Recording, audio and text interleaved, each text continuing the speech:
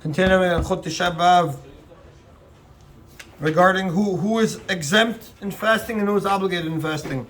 Tisha BeAv אסור באכילה ובשתייה ואפילו מעוברת ומנקת מטענות ומאשימות בתשעה באב כדין יום הכיפורים. Tisha BeAv obviously is prohibited in eating and drinking. Unlike the other three fasts, even in this fast, women who are pregnant and nursing also have to fast, like Yom Kippur. Huh? Tisha BeAv has the stringency of Yom Kippurim in regards to pregnant and nursing women still have to fast. Umiyu, it says if it fell out on Shabbat and it was pushed, then they would be lenient. We don't have that this year. Okay.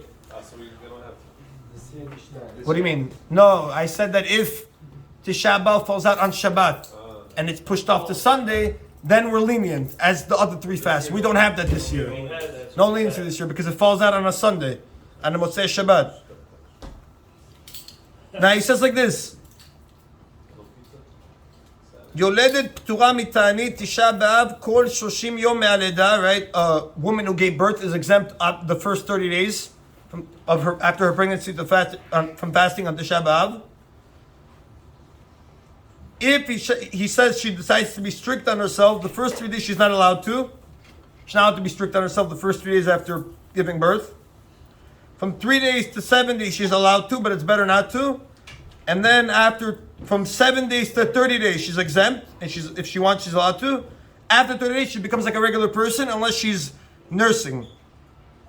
Then in that case, if she's weak, only if she's weak.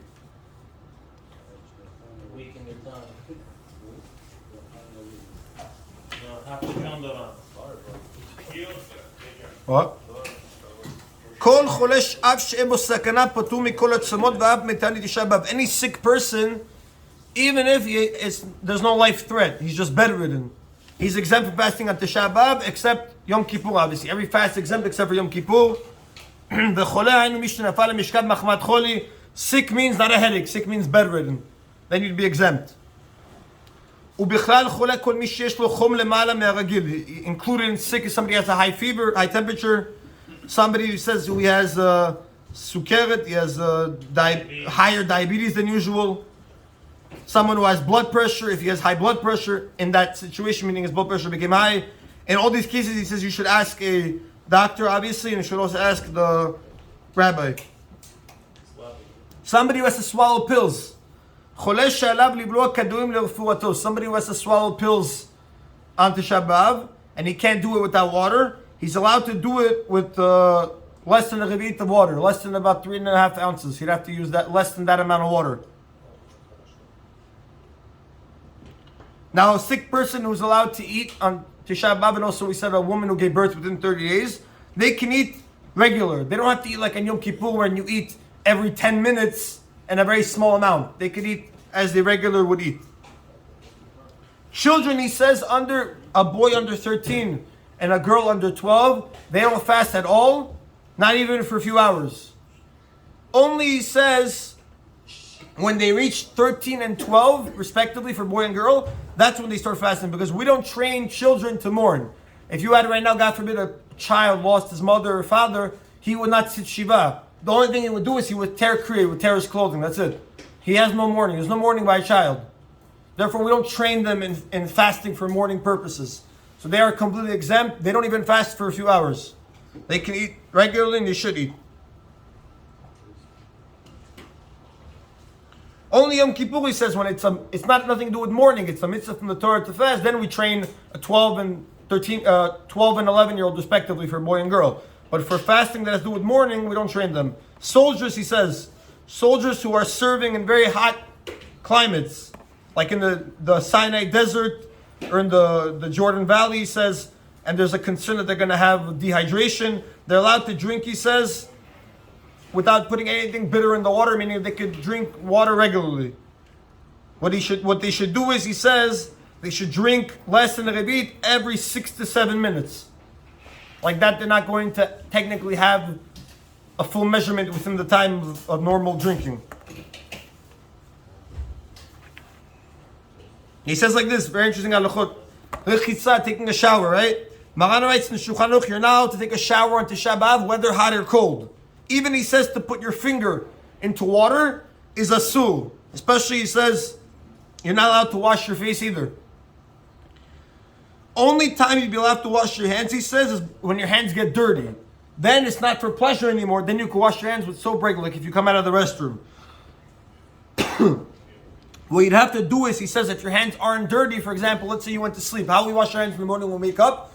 We only wash, he says, till our knuckles.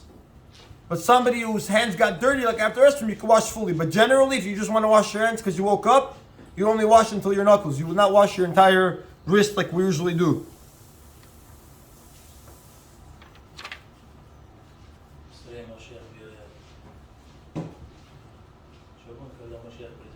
He says if a person wants to wipe his eye, you can't wash your face. So if you want to rinse out your eyes, what you should do is you should wash your hands. And before you dry your hands, and while they're still a little bit wet, like that you rub them on your eyes to clean them. You should not, he says, either rinse out your mouth unless he says you're in excessive amount of pain. Then what you would do is you would use a light amount of water and put your head facing the sink downwards, and it should go into the sink. A Kohen who washes his hands for the Duchan does it regularly, up to his wrist. Full washing as usual. The Levi says, who is pouring water on the Kohen's hands, should not wash his entire hand. He should only wash until his knuckles. The Kohen washes fully, but the Levi who's washing the Kohen's hands only does until the knuckles.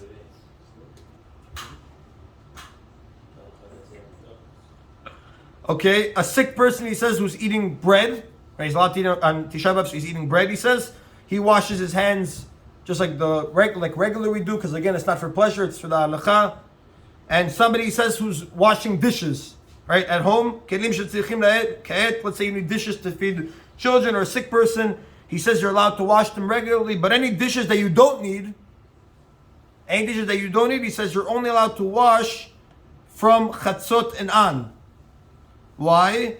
Because he says that the minhag is, and the Maran brings down, that you can only start preparing food for after Tisha B'Av from chatzot and on. Otherwise, you can't prepare food yet. So the same thing, you can't wash dishes yet. So if you have dishes sitting that you don't have no purpose for, you can't wash them till after about 1 o'clock. Why? Because we don't want a person to get distracted from the morning. We don't want him to start getting carried away and start getting distracted. He says women that are cooking at the Shabbat and they have to wash the meat, they're allowed to, right? They don't have to be concerned for rinsing. Even if it's in hot water, it's allowed. Why? Because again, it's not for pleasure, it's for rinsing the meat.